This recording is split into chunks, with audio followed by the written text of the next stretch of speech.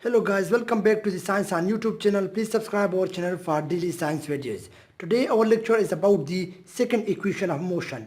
So in this lecture we are going to prove the second equation of motion, and as I already proved the first equation of motion, you can check the video.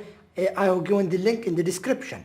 So the second equation of motion is that the distance is equal to the VIT plus half AT square. So we are going to prove this relation. So as we know that the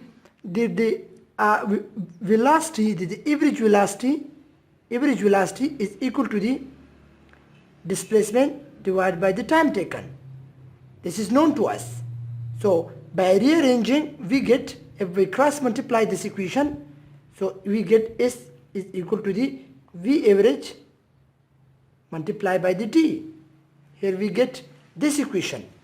So now we know that the average velocity V average is equal to the initial velocity plus final velocity divided by the 2. This average means taking the initial and final velocity divided by the 2, we get the average velocity.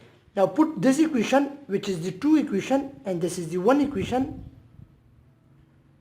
Put the 2 equation and 1, we get that the S is equal to the, by average velocity we will put this value, so Vi plus Vf divided by 2 and multiply by T, which is the T here. So now this is the another equation. Now we know that the final velocity from the first equation of motion, we prove that the final velocity is equal to the initial velocity plus AT. This is the first equation of motion. This is the first equation of motion.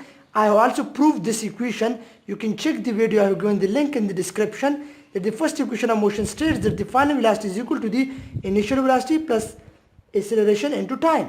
So by putting this value in this equation, the final velocity here, I will get S is equal to the Vi in own place. Now final velocity is equal to the Vi plus AT, right?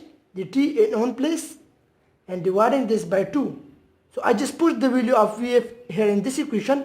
So now the S is equal to the Vi plus AT divided by 2 and multiplying with the T. So now this is the equation. Now by simplifying this, we get, here I am going to simplify. So I will get my answer by simplifying this equation. So S is equal to the, this is a Vi plus Vi, 2Vi, right? Plus AT into T and dividing it by 2. Now again S is equal to the, multiplying this T with this whole equation, so we get 2VIT plus AT square. This has been multiplying with this equation and dividing by the 2, right? Now we can simplify this again, that the S is equal to the 2Vi into T divided by the 2. Sorry, it is not seen in the video, so I am going to update this by here. I will write this equation here, that the S is equal to the 2Vi. I am just simplifying this equation, 2 plus, and again writing the 2 here. I just separate this equation. So 2 will be cancelled here. So what we remains? We remains with the, that the S is equal to the VIT. We remains with this plus half AT square. So this is known as the second equation of motion.